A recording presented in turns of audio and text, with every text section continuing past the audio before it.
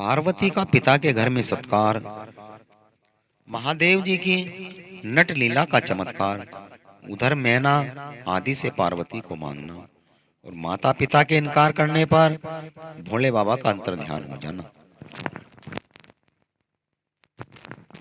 ब्रह्मा जी कहते हैं, हे नारद, भगवान शंकर के अपने स्थान को चले जाने पर सखियों सहित पार्वती भी अपने रूप को सफल करके महादेव जी का नाम लेती हुई अपने घर चली आई। पार्वती का आगमन सुनकर मैना और हिमाचल दिव्य रथ पर आरूढ़ हो हर्ष से विहल होकर उनकी आगमनी के लिए चल पड़े। पुरोहित पुरवासी अनेक अनेक सखियां और संबंधी भी आ गए। पार्वती के सारे भाई मैनाक आदि बड़े हर्ष के साथ जय जयकार करते उन्हें अपने घर लाने के लिए चले गए। इसी बीच पार्वती अपने नगर के निकट आई। नगर में प्रवेश करते समय शिवा देवी ने माता पिता को देखा, जो अत्यंत प्रसन्नता और हर्ष से विहल चलित होकर दौड़े आ रहे थे। उन्हें देखकर हर्ष से भरी हुई काली ने सखियों के सहित माता को प्रणाम किया। माता पिता ने आशीर्वाद दे पुत्री को छाती से लगा लिया। ओ मेरी बच्ची, ऐसा कहकर प्रेम से रोने लगे। उसके बाद अपने घर की दूसरी स्त्रियों तथा भाभियों ने भी प्रसन्नता के साथ उन्हें अपनी भुजाओं में भर कर ले बैठा। हे देवी, तुमने अपने कुल का उद्धार करने वाले उत्तम कार्यों को अच्छी तरह सिद्ध किया। तुम्हारे सदाचरण से ही हम सब लोग पवित्र हो गए। ऐसा कहकर सब लोग हर्ष के साथ पार्वती की भूरी भूरी प्रशंसा करते हुए उन्हें प्रणाम करने लगे। लोगों ने चंदन और सुंदर फूलों से शिवा देवी का पूजन किया। उस अवसर पर विमान पर बैठे हुए देवताओं ने पार्वती को नमस्कार करके उन पर फूलों की वर्षा करते हुए स्तुति की। नारद, उस समय तुम्हें भी एक सुंदर रथ पर बिठाकर ब्राह्मण आदि सब लोग नगर में ले आए। फिर ब्राह्मणों, सखियों तथा दूसरी स्त्रियों ने भी आदर के साथ शिवा का घर के भीतर प्रवेश कराया। स्त्रियों ने उनके ऊपर बहुत सी वस्तुएं निछावर की। ब्राह्मणों ने आशीर्वाद दिया। मुनीश्वर पिता हिमवान और माता मेनका को बड़ी प्रसन्नता हुई।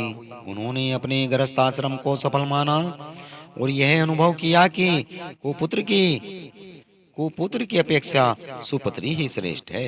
गिरिजराज ने ब्राह्मणों और बंदी जनों को धन दिया, ब्राह्मणों से मंगल पाठ करवाया।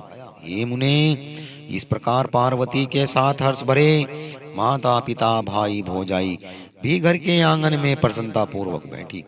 उसके बाद हिमवान प्रसन्नचित्त से सबका आदर सत्कार करके गंगा स्नान के लिए गए। इसी भी सुंदर लीला करने वाले भक्त वत्सल भगवान शंभु एक अच्छा नाचने वाले नट बनकर मेनका के पास गए। उन्होंने बाएं हाथ में एक सींग और दाहिने हाथ में डमरू लिया और पीठ पर कथरी धर छोड़ी। लाल वस्त्र पहने वे भगवान रुद्र नाच और गान में अपनी निपुणता का परिचय दे रहे थे। सुंदरी नट का रूप धारण किए हुए भगवान शिव ने मेनका के पास बैठी हुई स्त्रियों की टोली के समीप सुंदर नृत्य किया और अत्यंत मनोहर नाना प्रकार के गीत गाए। उन्होंने वहां सुंदर ध्वनि करने वाले श्रृंग और डमरू को भी बजाया। नाना प्रकार की बड़ी मनोहर लीला की। नटराज की उस लीला को देखने के लिए नगर के सभी स्त्री पुरुष और बालक वरद और सहसा वहां सभी आ पहुंचे। हे मुने, उस सुमधुर गीत को सुनकर और उनके मनोहर उत्तम नृत्य को देखकर वहां आए हुए सब लोग तत्काल मोहित हो गए। मैना भी मोहित हो गई। उधर पार्वती ने अपने हृदय में भगवान शंकर का साक्षात दर्शन किया। वे त्रिशूल आदि धारण किए वे अत्यंत सुंदर दिखाई दे रहे थे। उनका सारा अंग विभूति से विभूषित था। वे हड्डियों की माला से अलंकृत थे। उनका मुख सूर्य, चंद्र एवं अग्नि रूप 3 नेत्रों से उदासित था। उन्होंने नाग का यज्ञोपवीत पहना हुआ था। उनके उस सुरम्य रूप को देखकर दुर्गा प्रेम अवश्य मूर्छित हो गई। गौर वर्ण विभूषित दीन बंधु दया सिंधु और सर्वदा मनोहर महेश्वर पार्वती से कह रहे थे, वर मांगो। अपने हृदय में विराजमान महादेव को इस रूप में देखकर पार्वती जी ने उन्हें प्रणाम किया। वर ही मन यह वर मांगा, आप मेरे पति हो जाइए। प्रीति युक्त हृदय से शिवा को वैसा कल्याणकारी वर देकर वे पुनः अंतर ध्यान हो गए। वहां पूर्ववत भिक्षा दे मांगने वाला नट बनकर उत्तम नृत्य करने लगे। उस समय मैं ना सोने की थाली में रखे हुए बहुत से सुंदर रतन ले उन्हें प्रसन्नता पूर्वक देने के लिए गई। उनका वह ऐश्वर्य देखकर भगवान शंकर मन ही मन बड़े प्रसन्न हुए, परंतु उन्होंने रत्नों को स्वीकार नहीं किया। वे भिक्षा में उनकी पुत्री शिवा को मांगने लगे और पुनः कौतुक व सुंदर नृत्य और गान करने लगे। मैं न उस भिक्षुक नट की बात सुनकर क्रोध हो गई और उसे डांटने फटकारने लगी। उन्हें मन के मन में उन्हें बाहर निकाल देने की इच्छा हुई। इसी बीच गिरिराज हिमवान गंगा जी नहा कर लौटे। उन्होंने अपने सामने उस आकार भिक्षुक को आंगन में खड़ा देखा।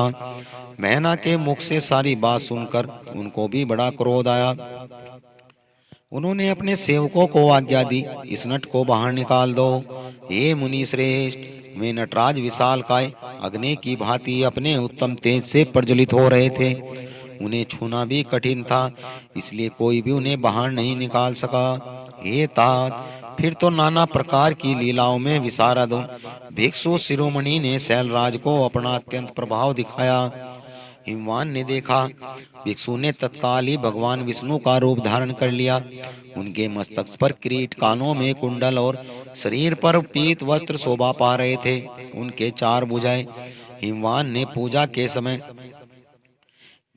गदाधारी श्री हरि को जो जो पुष्प चढ़ाए थे वे सब उन्होंने भिक्षु के शरीर और मस्तक पर देखे। उसके बाद गिरिराज ने उन भिक्षु शिरोमणि को जगत साता चतुर्भुज ब्रह्मा के रूप में देखा। उनके शरीर का लाल रंग था। वे वैदिक सृष्टि का पाठ कर रहे थे।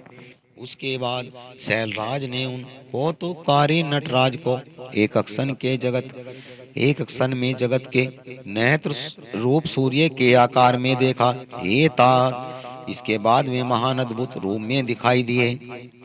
उनके साथ देवी पार्वती भी थी। वे उत्तम तेज से संपन्न होकर रुद्र धीरे धीरे हंस रहे थे।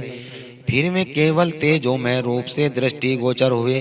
उनका वह स्वरूप निराकार, निरंजन, उपाधि शून्य, निरीह एवं अत्यंत अद्भुत था। इस प्रकार हिमवान ने उन्हें बहुत से रूप देखे। इसे उन्हें बड़ा आश्चर्य हुआ। वे तुरंत ही परमानंद में निमग्न हो गए।